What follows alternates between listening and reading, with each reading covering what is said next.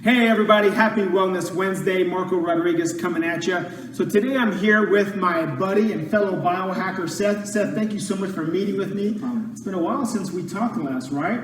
Now, for those of you who don't know Seth's story, about 8 years ago, Seth had a closed head injury. He was at a summer camp and sustained a closed head injury. And he did therapy, including neurofeedback and all kinds of different things. And he did recover. Obviously, he recovered, right? But he struggled in school for the last 8 years, and he had a special education IEP 504. Is that right? Okay, so tell us about what happened a year ago.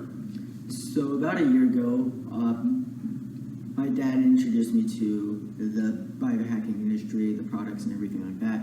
And I started on the Axio and the NRF2 and the NRF1. By about a month or so, I started to do a lot better, and I was able to focus better. I was able to think more logical, and I was able to just overall concentrate and think faster. Then about a month and a half, I had to take my 504 test to see if I would get out of 504. And I passed with flying colors. You did. So what happened to, so did that change anything in terms of your 504, your IEP? Yeah, so, like all of my accommodations were completely removed. I was taking normal school. Regular classes. Now, Regular classes. Now, did I get that right? So you were in special education for eight years.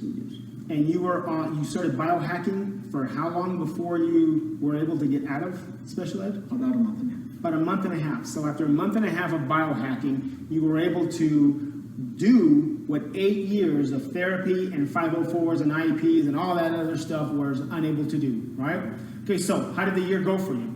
So during the first part of the year, the first semester, I wasn't doing so well. I had stopped taking the Axio and I'd stopped taking the NRF2 and the NRF1. Wait. You were taking, okay, so you were biohacking, which got you out of special education. I didn't know this, folks. So you were biohacking, which got you out of special education. Now you were in regular classes.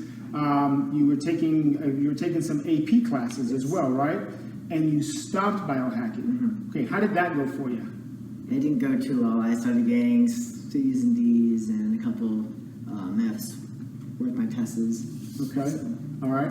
And then so what happened? So that was you. So you stopped, and then did you start again? Yes, I started again after the first semester, and my grades gradually went up, and by the end of the year, my grades basically became all A's, except for one B, which was Spanish. Wait, you got all. So you started off. You were biohacking. You were doing well. Then you stopped biohacking. Your grades went down. You started biohacking again, and by the end of this semester, or the end of the school year, you were getting all A's except for which class? The Spanish. But his last name is Rodriguez. How do you? I'm just giving you a hard time, kid. Yeah. All right. Well, good. So did it work for you? Yes. Yeah, okay. Now, there's a lot of parents out there that are wondering whether or not their child, they might have a child that's struggling in school, whether or not biohacking is a good idea for their child. What would you say?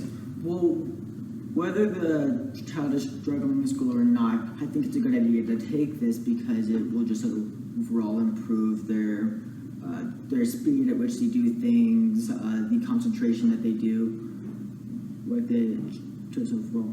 Well, good. So, it's summertime now. So, what are your plans for the summer? So, over the summer, I am preparing to do wrestling. Wrestling, so for your school, for next year? Yeah. Okay. All right. How are you getting prepared over the summer? Because have you ever done wrestling before? No. He's never done wrestling before, so that's thinking outside the box. Okay. So, a year ago, you were in special ed, really not able to participate in that high caliber of sport, and 1 year later, you want to try out for wrestling. Yeah, I want to try out for wrestling because my uncle did it, and I'm like, oh, that's a really cool sport to do. It's really a lot of body contact and stuff like that, and I like that. So what are you doing to get ready for the summer, over the summer?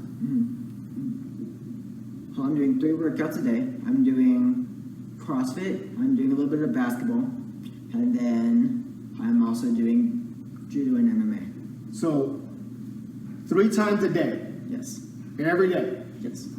You go into CrossFit in the morning, Then you've got basketball practice in the afternoons. In the afternoons. And then you're going to Judo and MMA in the evenings. Yes. So overall, how many hours are you training a day?